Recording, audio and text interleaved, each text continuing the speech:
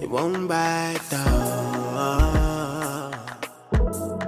I'm fighting my demons, they won't back down. What's up, hi fam? Welcome to a very special interview that I'm conducting with an extremely talented artist that goes by the name Hello Yagami. How are you doing today, sir? I'm lovely, sir. How are you doing? I'm good. Thank you so much for joining us and gracing us with your presence, man. We really appreciate you coming through. Thank you for having me, brother. So my first question is around your artistry or the type of artist that you are. Even the way you present yourself, always on point. So for those who may not know, how would you describe yourself as an artist? Innovative, fashionable, experimental, very experimental. Let's just say that. I feel like those are three strong words that explain my character as an artist. I think definitely experimental, but we'll touch on exactly the type of experimental that you do because it's very unique. But I think one thing that I haven't asked you thus far in your career, and I was wondering because I was jamming Phresha this morning, Okay. and it got me thinking, who were the people that you were listening to coming up to be able to inform like the taste that you have? It's a unique blend, bro. I find myself answering this question in different ways, and I'm always excited to answer it. So, the unique blend that I always try to balance is the young Halo that has no idea how to speak English. So whenever I write in Zulu, I try to use the vocab that I grew up to, like the really dense type. You know what I mean? Not always, but as often as I can. But I hope I'm not going sidetrack. What was the? Please repeat the question so I answer it correctly. Oh, definitely. Who were some of the artists that inspired you? And you were talking about the unique blend of artists that informed you. Okay, definitely. So, you see the Afro part of it. I'm a huge fan of Wizkid. Wizkid, I've been listening to Wizkid ever since I was a kid. And the Maskandi, about Jabu Kanyile. Jabu Kanyile was just traditional. Puze Kemi, like really traditional stuff. I feel like it shaped how I think without me noticing because, you know, I was a kid, I was just running around this music. And then, what else is on Phresha? Like the tone. Afro R&B? But I would drink Those are a given. Yeah, but that's the blend, man. Yeah. I mean, like, I really like what you said about it influencing your thinking. Yeah. You know, we don't realize how much our environment and the music we consume and other stuff we consume shapes us. What would you say was the biggest mentality that you had just before you started making music? I definitely didn't know how much value singing in your own language holds. Extremely. And identity. I felt like, even my first song, Hooked on You was straight English, bro. Yeah, it was. Hooked on You was straight English. Which is, I love, and I'll always do it still. But yeah, it felt necessary for me to sing in my language. Yeah. Why would you say it's so important? And when was that sort of moment that you realized it's power? Because you went crazy with your debut. True. You went crazy with your debut, you know? I won't lie. So what moment did you kind of realize that, you know what, I'm onto something with this? Definitely in the first EP, because, like I said, Hooked on You was just English, right? I think at that time I just wanted to show that I'm a good R&B artist. And then as I grew, like years came down the line, I realized, I need my identity. And then I feel like my identity is the blend. Yes. Of like stepping out of the vernac, jumping into a young quick sentence in English and then back into Makeba, you know what I mean? And try to make it seamless as possible. Yeah, seamlessness is quite. It's like a hallmark of your music. I was jamming the project you dropped last year, and there's always this thing about your music that there's a certain level of unison. You know, how do you achieve that without making something sound mundane? Because I can still differentiate my favorite song from a different song. So what is it that kind of informs your ability to create a unified body, but without making it feel mundane or like one long song? Okay.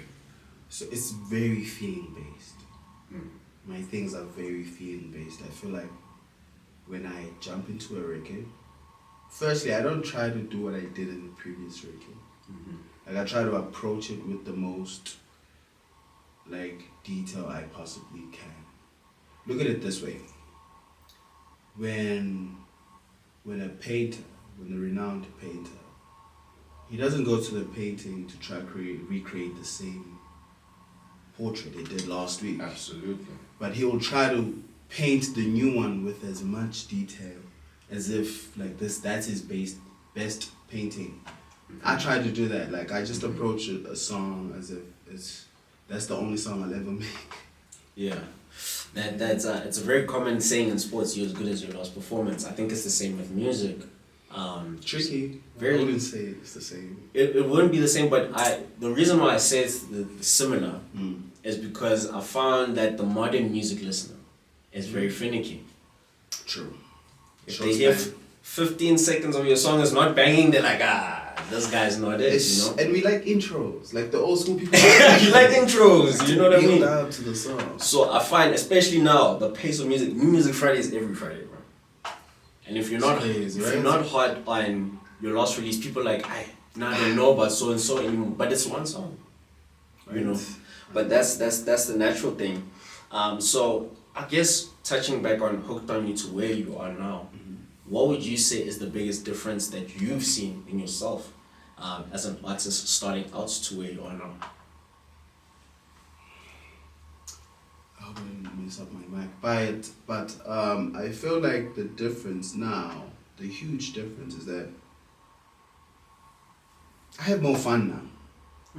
I know it sounds crazy, but like at first it was intense, just super intense stuff. I wanted to communicate my message like thoroughly, no missed notes. I mean, I still do. I try not to miss it. But I think I have more fun now. Like I'm more open to an idea not being the best idea to me, but my listener. Okay. Yeah. Okay. That's quite interesting that you said. I've never heard that answer. Man, you grow out of that thing of wanting to outsing everyone. You just want to make a good song. True. That is crazy. Talking about song making, album making. I consider you an album artist. Would you say that's wrong, the assumption? Nah, you're not wrong. I love albums. I love bodies. Bodies, right? So with the body of work, there are several components that go into it. You know, there's the actual songs, there's the world around the songs, there's the rollout and presentation, you know? What's your favorite part about making a body of work?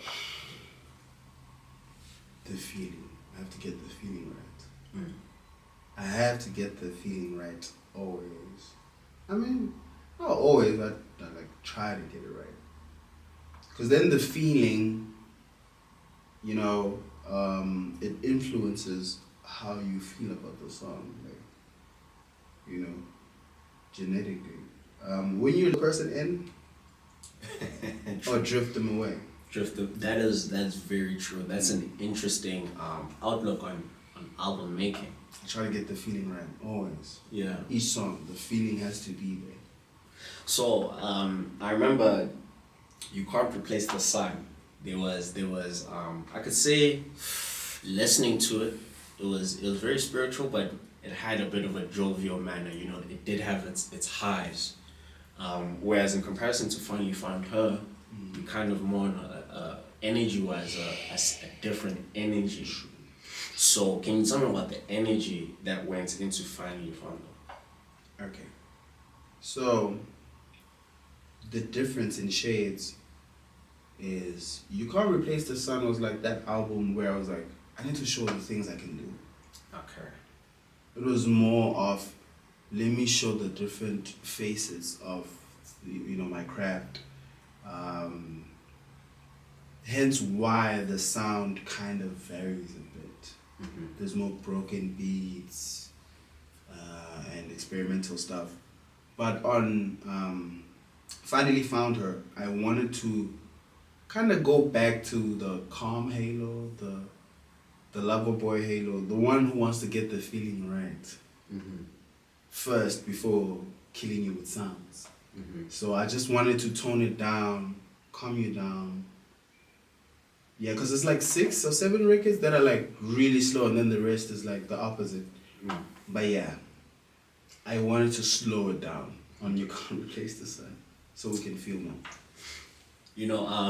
One thing that in our initial conversation that we had many years ago now, Mm-hmm. you spoke about your time as a producer. Mm-hmm. And I'm sure a lot of people don't know that you have that ability in your locker. It's possible. It's possible. But I don't speak much on it. Yeah, that's the truth of it. So when you go into is there a different zone, a different level that you tap into when it comes to creating the production element of it versus what you do when you are performing on the records? It's the same house, different rooms. Mm-hmm. So with production, you need the focus. So from the jump, I knew that production wasn't an addition to me; it was part of the story. Mm-hmm. I had to be in that realm. I mean, even when I drop, I don't write produced by Hale. I mean, the song's already like. No need. Also, It's people all you. panic. Also, people panic when you do a bunch of stuff. They feel like, you wanna do everything. And it's like, no, guys, but I really love this. Mm-hmm. Producing and writing. Yeah, same house, different room, same level of focus. Without the beat, the song is midi, very mid. So, yeah, it's a balance. It's a balance. Have you ever produced for other people? I have. I've done some records for Marcus. Crazy. I produced the song with me and Java. You guys will hear it. And then, who else did I make stuff for? Maglera. On his new album, I have a crazy song. And we still making more. It's crazy. Who else did I make stuff for? But yeah, I'll remember as we go. I'll tell you. Yeah. The reason I ask is that years ago I watched an interview with Slicker and Gemini Major, and he was expressing how he enjoys creating for others. Oh, I love it. But Tejo, on the other hand, who also produces, he's like, I could never do that because it affects my energy by them telling me what they want on the song. So I want to ask, what's your experience of creating for others versus creating for yourself? When I'm creating for others, I know that it's not about me. Like, I'm supposed to play my role. So I don't really try to be the Soma Cruz in the situation. I don't try to be that guy. I amplify what you have. So if you have an idea, instead of me saying, never mind this idea. Yeah. I'd probably suggest a tone to it, like a different shade, a different tone. It's still your idea. It's just approached differently, So yeah, that thing doesn't faze me. I mean, the other day, being no Pilazos in studio, we were making some stuff, very quiet storms type of music. And then the other week it was Ovionke, and I really enjoy making stuff for other people and making it sound incredible. Yeah, I don't shake. You don't shake? Nah, it doesn't shake me. I don't shake. That's Instances. That's interesting because of your outlook towards creativity, it's something that not everyone has. Sure. which is very interesting on your part. Something else that I wanted to touch on was your experience at, I believe it's pronounced, is it Jacko or Jacquel? The second. Jacquel Culture House. Yeah. Love that initiative, specifically because of the type of artists it attracts. You know, I find sometimes music competitions, yes, they're fun and all, but I think sometimes the loudest act will win. Whereas Jacquel Culture House is very art central. So can you tell me a bit about your experience and some of the things that you gained from that experience? I mean, that was such a humbling experience, man. I met people that I usually just see on my screen that I aspire to be like. I've gained family through that competition. It's insane, man. There were like 2,000 contestants. It's a mad competition. So I was still like shocked when they hit me up. They're like, yo, where you? top 10, I'm top 10. And then it was like top 5, top 2, I will. Yeah. You know, so that was insanely humbling. I'm super grateful. Trezor, mad love, my brother. Shekana, too much love for you. Yeah, man. Like, it was just super humbling to see how much detail these people care about when it comes to like talent. You know what I mean? I brought Umrena plays, right? And I think I was the only one who brought a keyboardist, like a piano player. Everybody else was a backtrack. So that made, I would like to think that was a bit more prepared than other people. So that became a thing for me because the judge was like, oh, wow. Oh, you actually tried, you know what I mean, to make time for this thing. So yeah, man, it's insane. We're doing a lot. Where would you say your love of work comes from? Because whenever we speak, you know, there's a passion that you have towards music, man. The craft of it, particularly. It's how you see. The more I do it, the more I connect to people, and the more it turns into a conversation of healing. If I were to elaborate more on that, I sometimes write as my therapist. So when I listen back, it's stuff I needed to hear. I don't intentionally write it as my therapist. Sometimes it's just something I wanted to share. But then that becomes my push. Like when someone says, bro, that's not normal, how that song makes me feel. Like, what? I want that feeling again. I want to find it to another one. Another one, yeah. Very, in a good way, perhaps an addictive A little bit. My mother was a hard worker as well. My father as well. So I feel like it kind of rubbed off on me. It does. Because sometimes, okay, let me make an example of myself. Sometimes I forget how privileged I am to have a job where I speak to artists. And you forget about the magic that is until you tell someone else about it. I imagine it's the same with music. By the time music comes out for you, you heard it a million times. But when the fans receive it, it kind of re-energizes you to be like, whoa, that was a crazy experience. It's juice. It's like juice, honestly. How would you describe someone that is a supporter of your music? Is it people of all ranges, or do you find that the people that receive your music the most think a certain way, exist in a certain way? You know what? I used to think I was a niche. Like I used to think like I had just a niche. Like these people, like very cultish, they just want Halo. You know, and then eventually I realized, no, that's not how things are. When I look at the people that engage with my things, and then I look at them, bro, it's not the super creative. I thought I just appealed to the super creative. You know, and it's not that. It's actually this normal human. Like a person like you and me who just works at ShopRite, wants to go buy bread, and doesn't want a complicated life, wants to go to a Travis Scott show, come back, sit with his girlfriend, eat mukhoro. That's all he wants.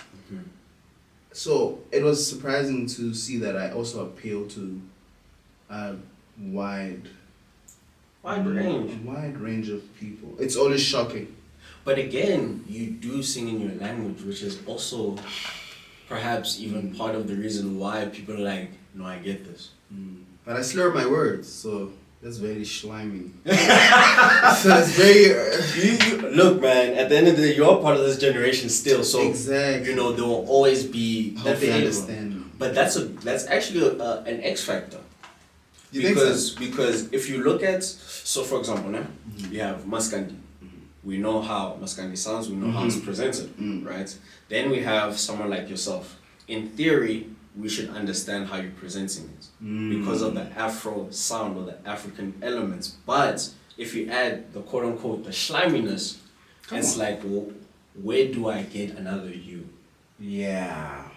You know, I can't find someone comparable now. If I'm in the mood to listen to you, who do I then reach towards if not you? Which is a special place to be as an artist.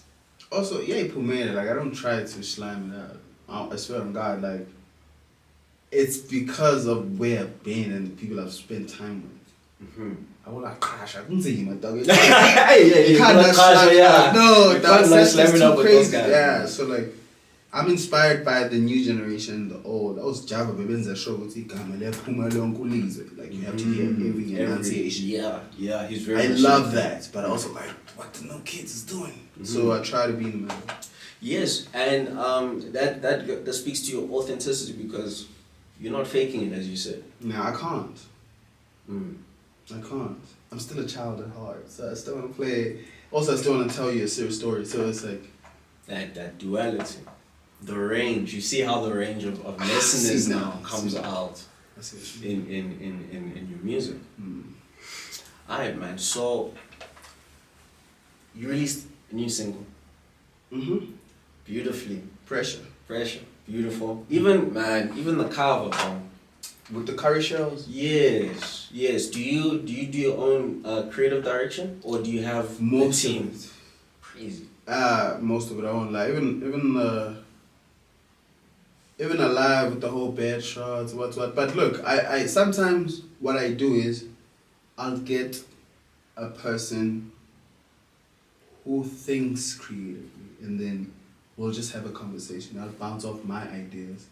Like Usima, the girl that was also giving me like just the tarot cards ideas and stuff that I wanted, and she was putting it onto an actual mood board. I like to get a person who's obsessed about that field sometimes and not drive the whole ship always. I have a lot of creative weird stuff, especially the one with the head cover. Yeah, like I'm always covering my face most of the times. I want you to like the art before you know it. Insane.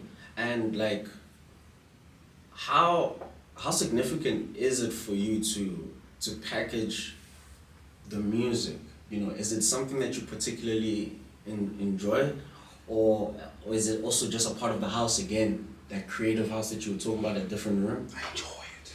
You enjoy it? All these rooms. Listen, these are rooms that you need in the house, né? Yeah. But it's not just like a functional room. It's also a room that I enjoy being in. Yeah, I love packaging it because then that's an extension of what the song or the video is. I love packaging it. That's why I package myself. I was about to say that I've never seen this man slipping, bro. Every time I meet him, the brand is clear, bro. What's wrong? It's an everyday thing. This is not just a brand, actually. This is generally who you are, bro. Every day, dog. Every day. I love this thing. No, awesome, man. And when it comes to singles, we spoke about you being an album artist. I imagine that the single releasing process must be one, frustrating, and two, very challenging. It's so challenging, bro. You know what? I actually was thinking of changing my entire strategy. Because I'm like, I don't like this waiting. I feel like the gaps in between the next single are too long for me. I feel like I need to feed my people more consistently. You know what I mean? Because whenever I do that, things jump. Exactly.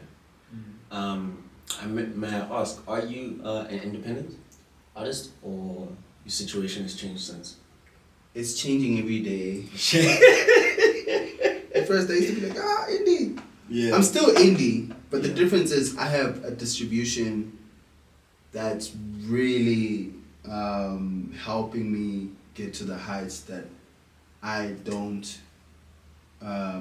see or I can't get to myself just as yet. Yes. And then recently, I was introduced to Melissa, who's now in for IBE Music. Is it IBE Music? Yeah. They dealing with my PR at the moment. So man, like, you know what's happening? I'm gaining troops every day, and we fighting this war. And I'm so grateful. I keep, meeting people that see the vision and want to help. Absolutely. Great friends with Melissa, man. Superstar. Wonderful. Crazy PR person. A sweet person. Crazy PR person.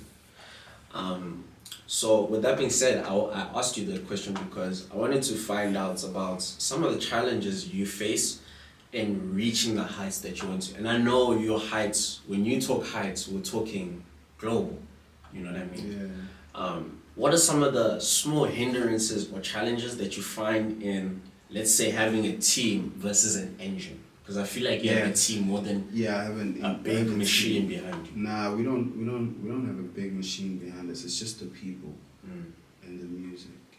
So the little adversaries that I face is when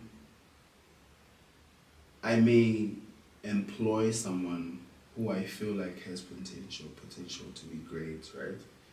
And I see ways I could grow with them, and I could grow them.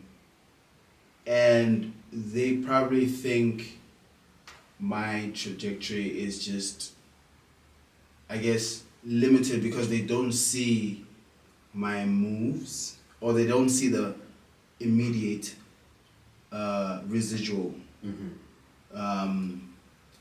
What's this word? Like compensation. Like if you don't get paid right away, they get nervous. Like, yo, can we shoot a video, bro? Like next month I'm expecting a bag like this. Some people shake, and they leave before the money. And then when I do something with someone else, it looks like he's sus. And it's like, no, you were impatient. You left before we could get to the juice. Yeah. Those are the things I face, which really, I don't like dealing with them, but I have to. But yeah, you don't have to work alone if you don't have to. Don't swim upstream. That's what I learned. Don't swim upstream if you don't have to. I want to just a bit about the upstream thing. I'd say I find similarities between you and I. Okay. Very passionate person about what you do. Super passionate about it.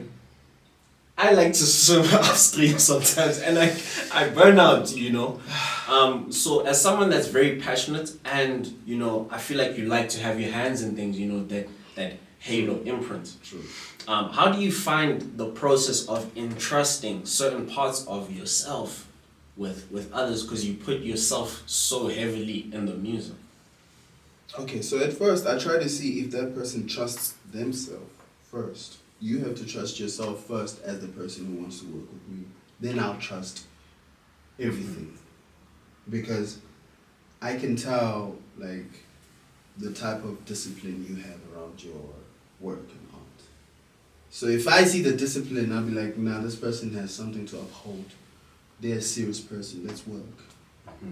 That's usually how it goes, and I won't even lie to you. You don't experience that anxiety of saying ish. You can't avoid. It's inevitable. That thing of people tricking you and stuff into thinking they are what you're looking for. You can't fight that. Some people play their roles really well. They can act like this. You need me. You know what I mean? But I guess as you grow, your eye learns how to see things from afar. But yeah, the trust thing, you can see it when the person trusts their own brand. Okay, dope. Sorry, dog. Moving back to music, there's I want to explore your position in music. You said that I know your projects are always well received, always streamed.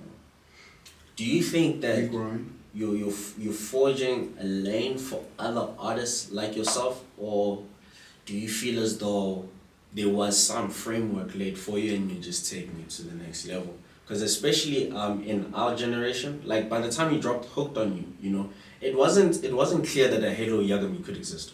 Nah, it didn't make sense. You know what I mean? It didn't. So what role would you say that you're playing in terms of your sound, specifically the type of sounds that you're putting out there? I feel like the most important role is the don't be afraid part. Like I feel like I wasn't afraid to drop certain projects and certain sonics that were very experimental that another person would have been like, yeah, I don't know, this is too different for me. Or maybe it might go over people's heads because of the time signature. My time signatures are also very important. The time signature thing is a very, very important thing in my work. It didn't look like there was gonna be like a halo. But now I'm excited, man. I'm hearing a lot in the streets. I'm hearing tones. It's not necessarily what I do, but tones, and I'm like, I remember that didn't exist before. Yeah. Not in a cocky way, but like genuinely. Genuinely, like it wasn't safe to do this thing. It wasn't. Yeah. It wasn't. Especially, I remember the Twitter buzz when you first like popped on. I remember the buzz. So that's why I was asking you, like, do you feel like you're a pioneer in your field? But I definitely think you are, because there will be younger people out there that are jamming you growing up the same way you were jamming the people, the Maskandi artists or the R&B artists that you were jamming when you were younger. I'm excited. Nah, that's actually insane. I'm excited to see that, man. It's like I said, it's very humbling to see shades of what you do. You know, it gets reinterpreted in so many ways. You know what I mean? I can't wait to share the people I also see potential in, like that a lot of people don't know. Oh yeah, no, we're here for that. Yeah, I can't wait. We're here for that, for sure. And again, like, given your passion for the music, I'm kind of learning that maybe you actually have a passion for quote unquote putting people on or giving them opportunities. Is that something that's like part of you as well, as much as the creative aspect of you is so solid? Would you say that opportunity is something that you... So, I actually regard myself as a vessel. Like, what's happening, it's going through me and not for me only. You know, I really wasn't brought here to just show you how dope Halo is. I do believe that I can accentuate other people's ideas and explode them.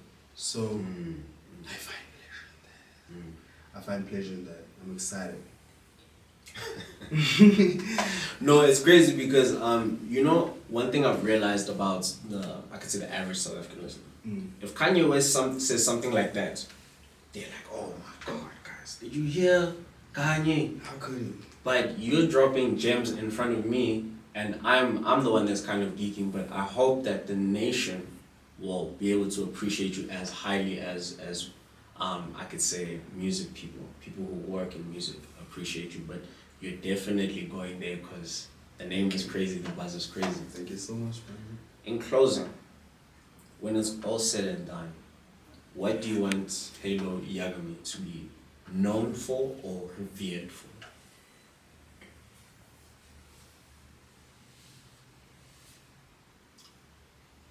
Capturing emotions and putting them in a song or a video or a film or a shirt. You know what I mean? I feel like if it's emotive, I want to be a part of it. That's my thing.